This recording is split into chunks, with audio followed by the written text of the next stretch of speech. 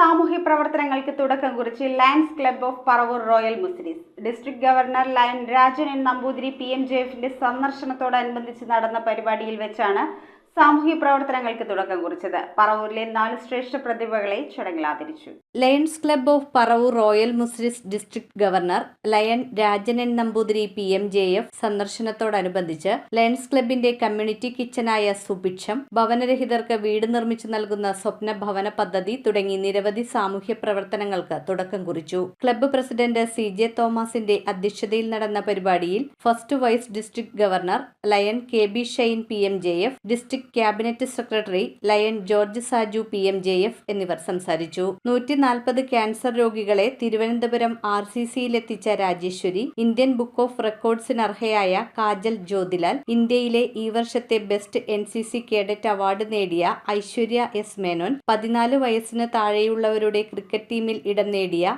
Shivang V Jayesh എന്നീ പ്രതിഭകളെ ചടങ്ങിൽ ആദരിച്ചു. News bureau, Paravur.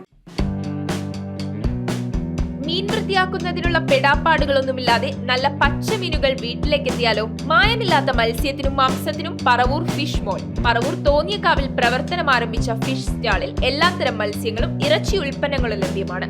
ഉപഭോക്താക്കളുടെ ആവശ്യമനുസരിച്ച് ഹോം ഡെലിവറി സൗകര്യവും.